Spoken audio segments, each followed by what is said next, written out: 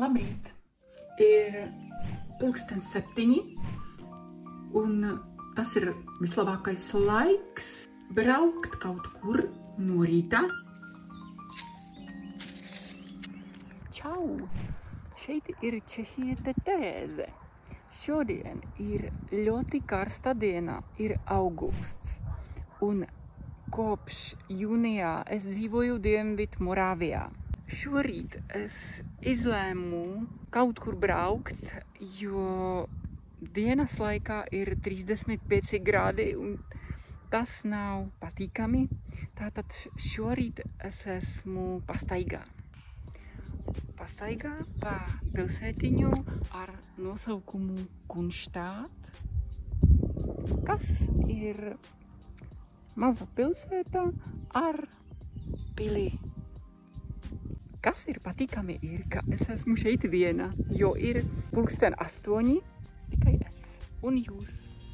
K životu na zámku mám jednu poznámku, je tu neveselo, je tu truchlivo. V ostatních královstvích nezní tak málo smích, není neveselo, není truchlivo, kdyby se to natáhlo. Vēl vienu interesantu lietu gribu jums parādīt, un tie ir vecie suņu kāpi pie pils. Šeit mēs varam izpētīt, kādi suņi šeit ir. Šis ir suns, Luks Heks, un viņš guļ tagad šeit. Es domāju, ka viņam ir skaista vieta.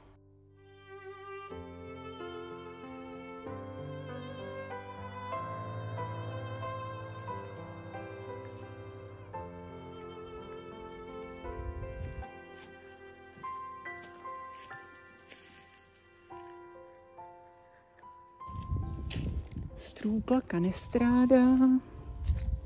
Tas nekas. Man arī patīk. Es tagad gaidu savu draudzeni. Viņai ir lidmašīna, maza lidmašīna. Un viņa man tikko zvanīja, ka viņa lidos no Pragas uz Dienvidmorāviju, jo viņa grib iet uz kino. Un pēc dažām minūtēm viņa parādīs šeit, šajā gaisā. Es viņu sveicināšu.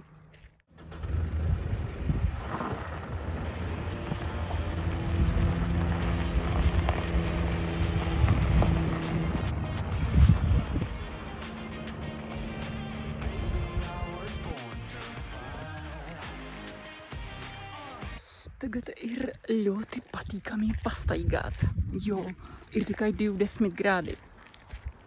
Un man šeit ļoti patīk. Mravenec, skudrs. Dienvidmorāvijā parasti nav tik daudz kalnu. Es tikai tagad uzzināju, ka šajā pilī dzimis 15. gadsimtā slavenais Čehu karalis Jiří no Poděbradiem. Jiřík. Skaists dārs un Kunštāt.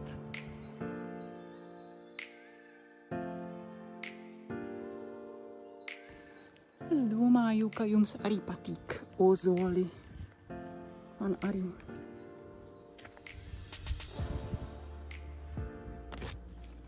Es esmu pils dārzā, un man patīk. Šī maza mājiņa tika būvētā 1902. gadā pils īpašnieka 10 gadu vecai meitai. Jā, es gribētu būt pils īpašnieka meitā, bet neredzu logus. Neredzu logus. Man patīk tās koka notekas. Ļoti jauki. Šī ir rakstīts, ka tā ir Poustevna. Diemžēl nezinu, kā iztulkot Poustevnā. Tā ir tā vieta, kur dzīvo vientulnieks senajos laikos. Jā.